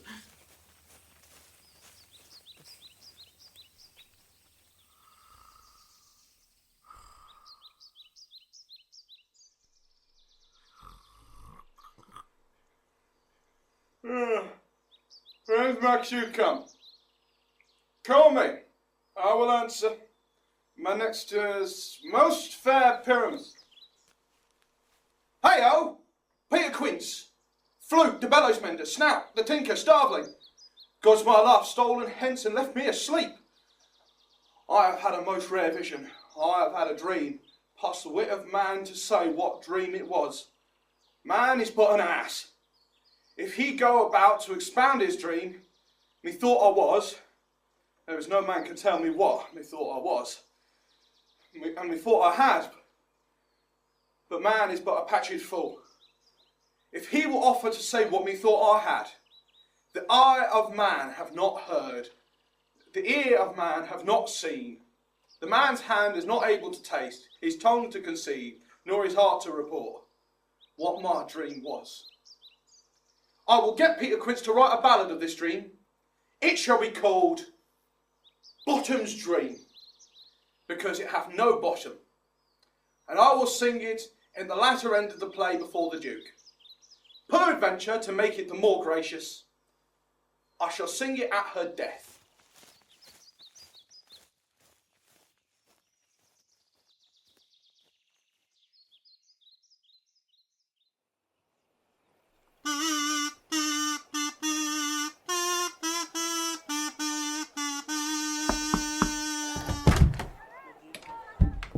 Have you sent to Bottom's house? Is he come home yet? He cannot be heard of. Out of doubt he is transported. If he come not, then the play is marred. It goes not forward, doth it? It is not possible! You have not a man in all Athens able to discharge Pyramus but he! He hath simply the best wit of any handicraft man in Athens. Yea! And the best person too! And he is a very paramour for a sweet voice! You must say paragon. A paramour is, God bless us, a thing of naught. Masters, the Duke is coming from the temple, and there is 2 or 3 lords and ladies more married. If our sport had gone forward, we had all been made men. O sweet bully bottom, thus hath he lost 6pence a day during his life. He could not have scraped 6pence a day, and Duke had not given him 6pence a day for playing Pyramus. I'll be hanged. He would have deserved it. 6pence a day in Pyramus or nothing. Where are these lads? Where are these hearts? Oh, Bottom! Oh, most courageous day! Oh, most happy hour! Masters, I am to discourse wonders, but ask me not what, for if I tell you, I am no true Athenian. I will tell you everything right as it fell out. Let us hear, sweet Bottom. Not a word of me. All that I will tell you is that the Duke have died. Get your apparel together, good strings to your beards, new ribbons to your pumps. Meet presently at the palace. Every man look o'er his part, for the short and the long is. Our play is preferred. Yay! In any case, let Thisbe have clean linen, and let not him that plays the lion pare his nails, for they shall hang out for the lion's claws. And most dear actors, eat no onions, nor garlic, for we are to utter sweet breath, and I do not doubt but to hear them say, it is a sweet comedy. No more words. Away. Go away.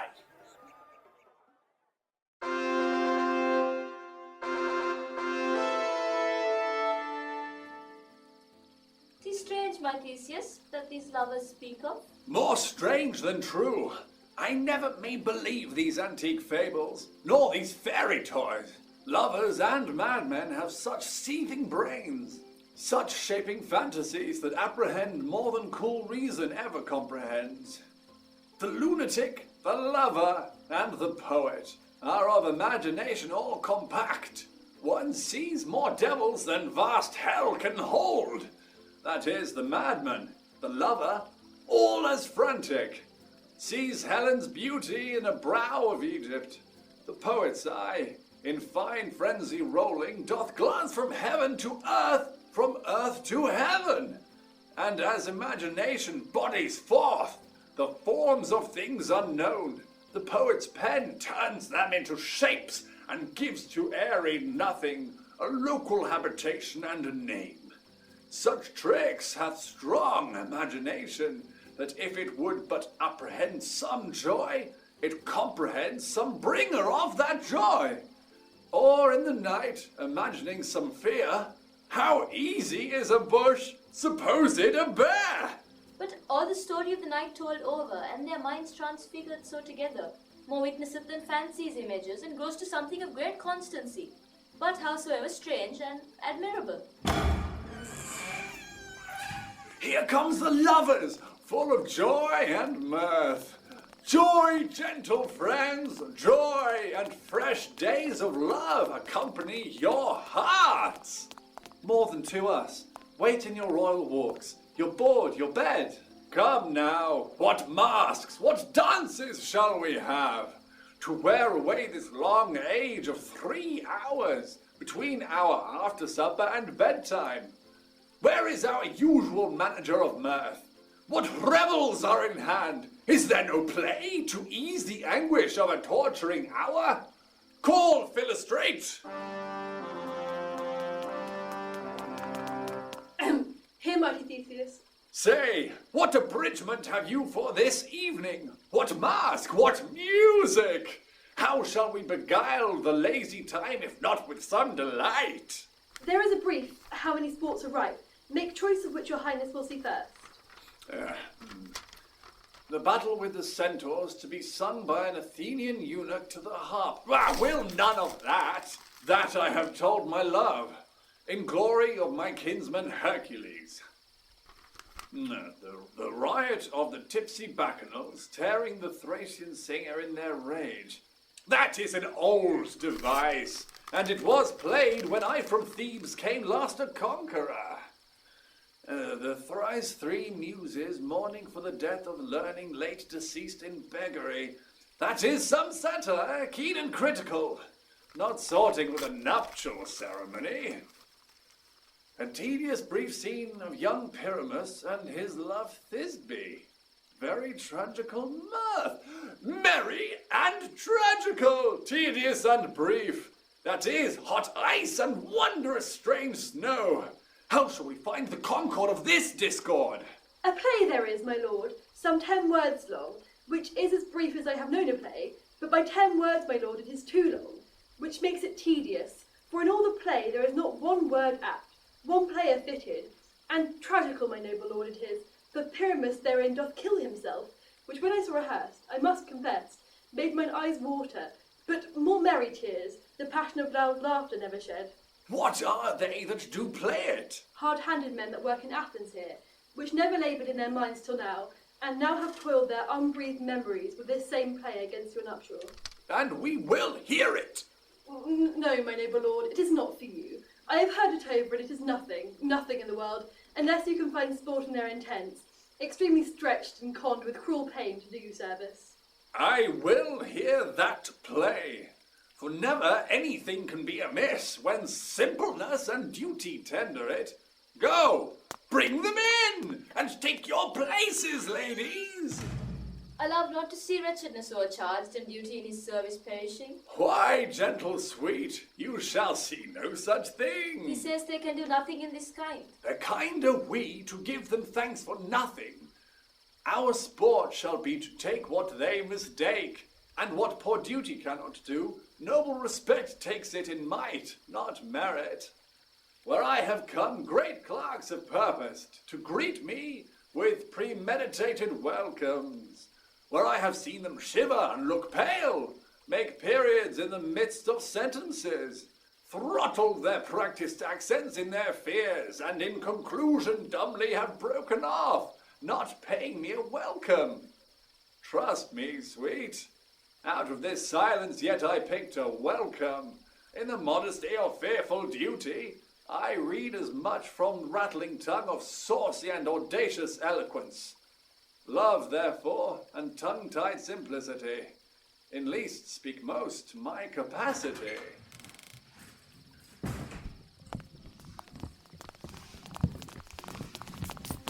So please your grace, the prologue is addressed. Let him approach!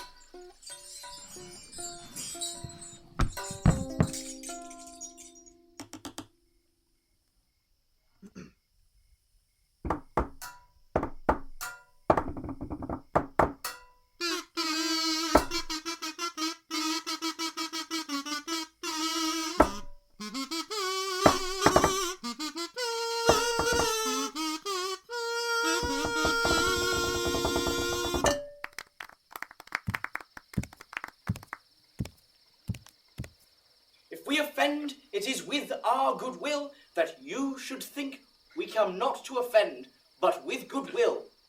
to show our simple skill. That is the true beginning of our end. Consider then, we come but in despite. We do not come as minding to contest you. Our true intent is, all for your delight, we are not here. That you should hear, repent you, the actors are at hand, and by their show you shall know that all you are like to know. This fellow doth not stand upon points. He hath read his prologue like a rough colt. He knows not the stop. A good moral, my lord. It is not enough to speak, but to speak true. Indeed, he had played on his prologue like a child on a recorder, a sound, but not in government. His speech was like a tangled chain, nothing impaired, but all disordered. Who is next? Gentles, perchance you wonder at this show, but wander on till truth make all things plain. This man is Pyramus, if you would know. This beauteous lady, Thisbe is certain. This man with lime and rough cast doth present woe, that vile woe which did these lovers sunder. And through wall's chink, poor souls they are content to whisper, at the which let no man wonder. This man with lantern, dog, and bush of thorn presenteth moonshine. For if you will know, by moonshine did these lovers think no scorn to meet at Ninus' tomb, there to woo this grisly beast, which lion hight by name. The trusty Thisbe, coming first by night, did scare away, or rather did affright. And as she fled, her mantle she did fall, which lion vile with bloody mouth did stain. Anon comes Pyramus, sweet youth and tall, and finds his trusty Thisbe's mantle slain, whereat with bloody blameful blade, he bravely broached his broiling bloody breast, and Thisbe towering in mulberry shade, his dagger drew and died. For all the rest, let lion, moonshine, wall, and lovers twain at large discourse, while here they do remain. I wonder if the lion be to speak. No wonder, my lord. One lion may with many asses do.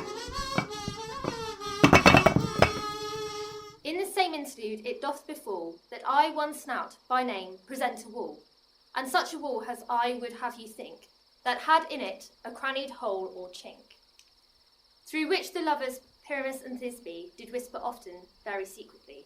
This loam, this rough cast, and this stone doth show that I in the same wall the truth is so, and this the cranny is right and sinister, through which the fearful lovers are to whisper.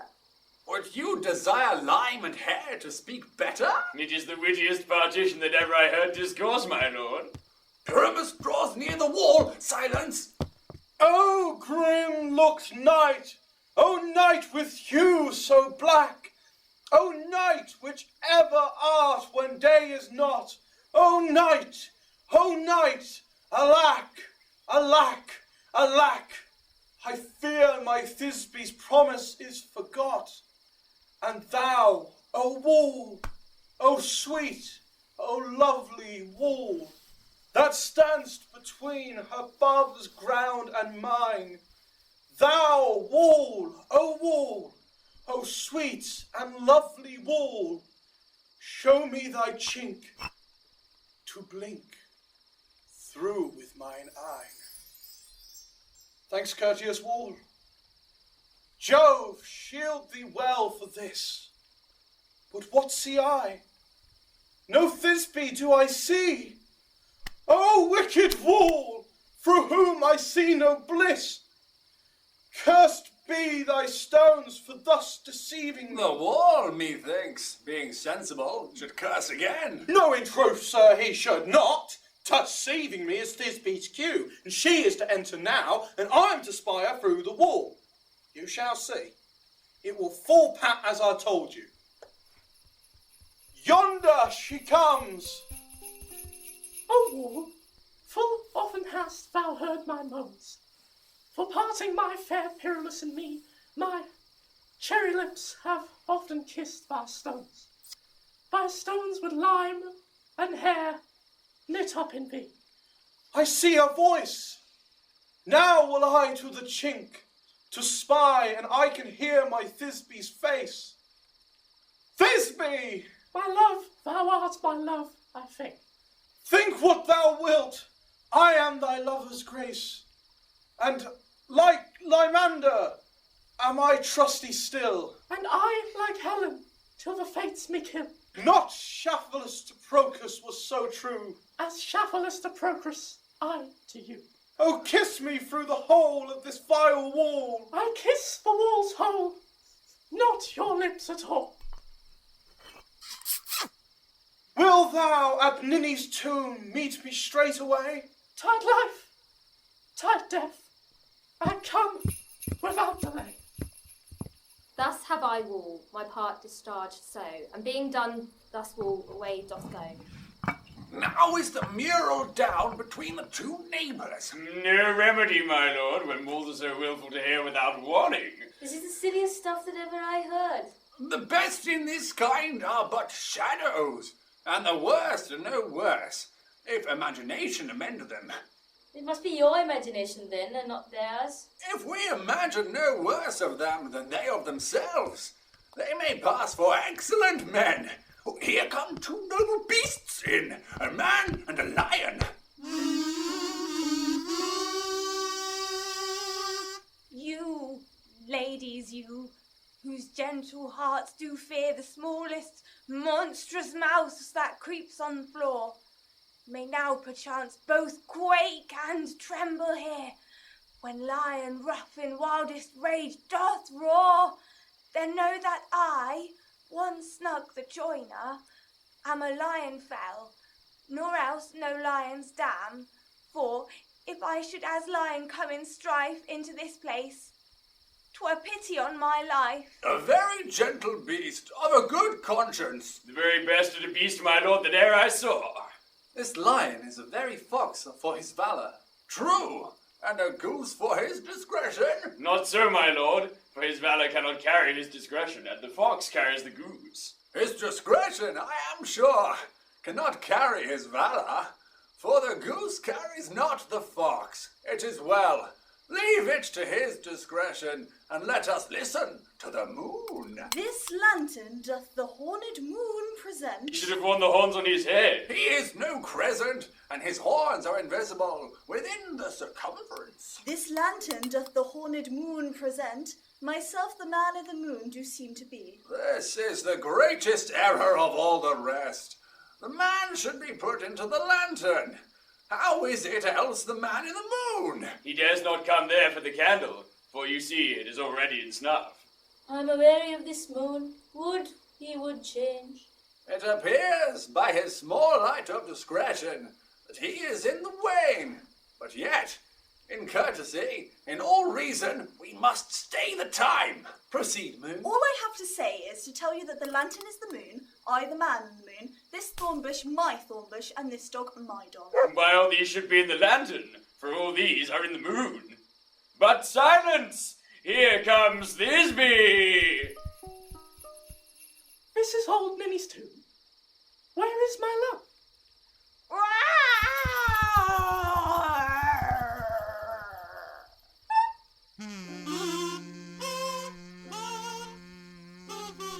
Well, lion. Well run, Thisbe.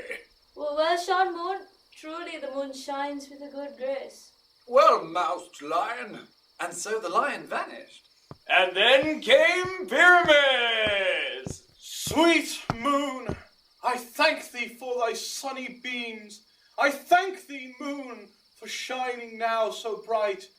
For by thy gracious golden glittering gleams, I trust to take of truest Thisbe's sight. But stay, O spite! But mark, poor knight, what dreadful dole is here? Eyes do you see? How can it be? O dainty duck, oh dear! Thy mantle good, what stained with blood, approach ye furies fell!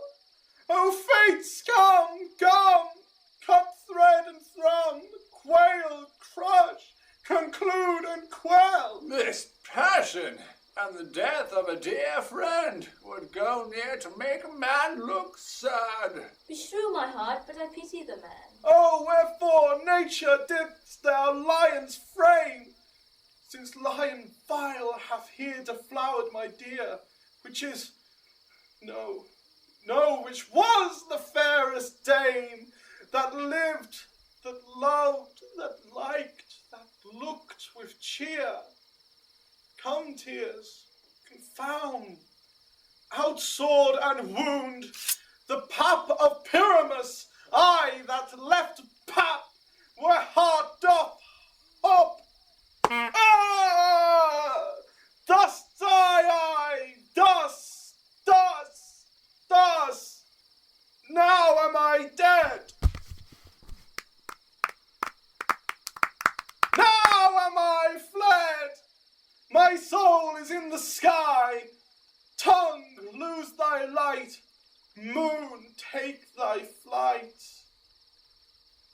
Now die, die, die, die, die.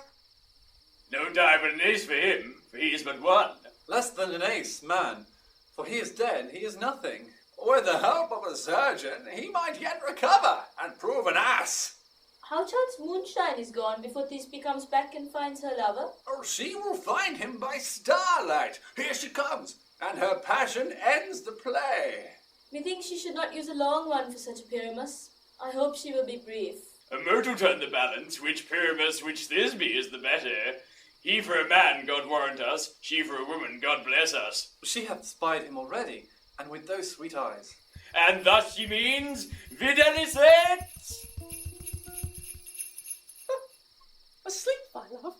What? Dead, my dove? Oh, Pyramus, arise! Speak! Speak!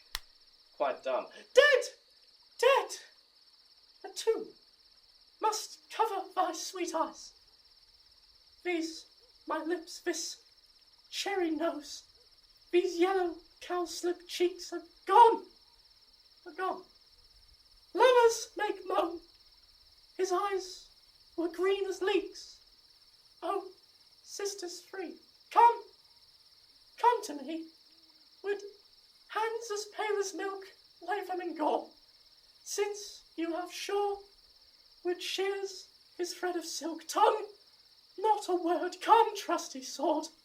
Come, blade, my breast imbrue. And farewell, friends. Thus Thisbe ends. Adieu, adieu, adieu.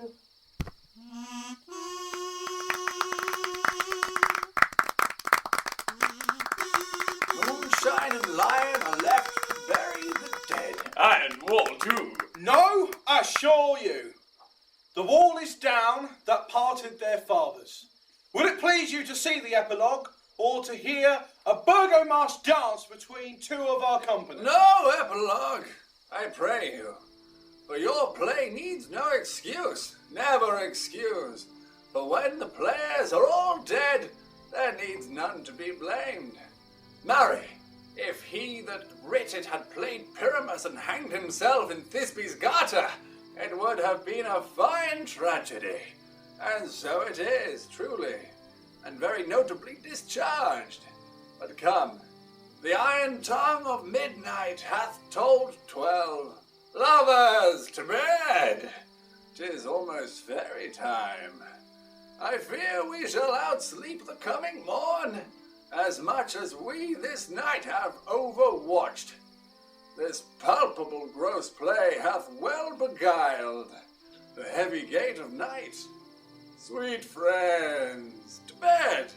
A fortnight hold we this solemnity, in nightly revels and new jollity.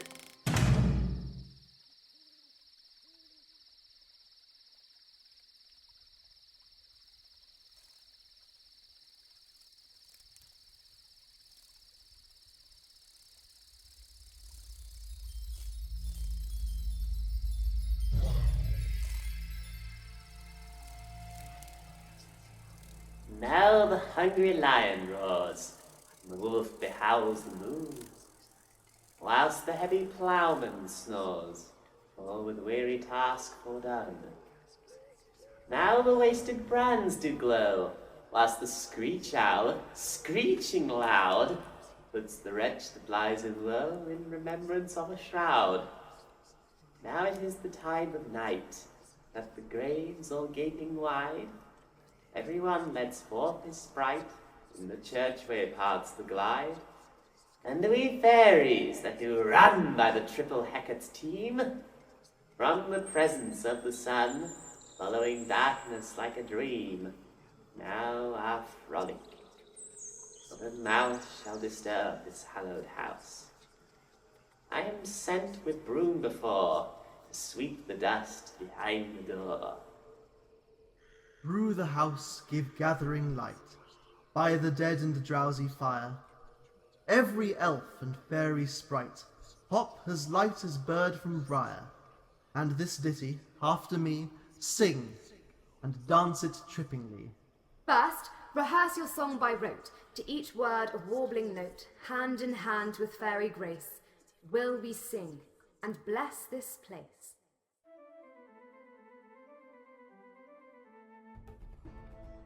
Now, until the break of day, through this house each fairy stray, to the best bride bed will we, which by us shall blessed be, and the issue there create, ever shall be fortunate.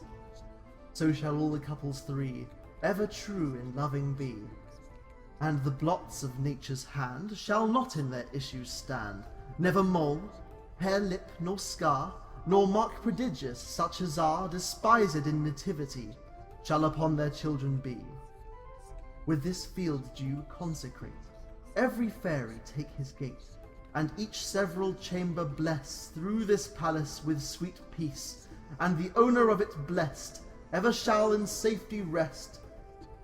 Trip away, make no stay, meet me all by break of day.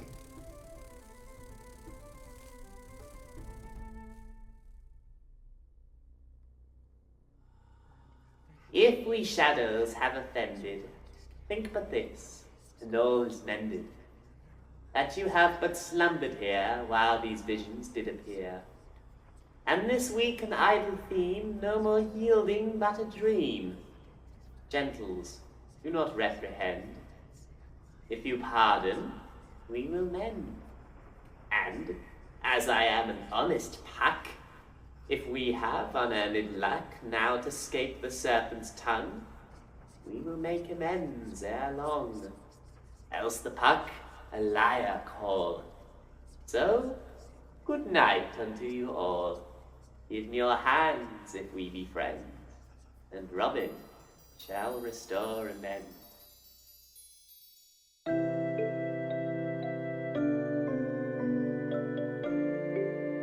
In this production of A Midsummer Night's Dream by William Shakespeare, Peter Kimball-Evans played Duke Theseus of Athens and Lysander, and Matthew Fifield played Puck and Egeus.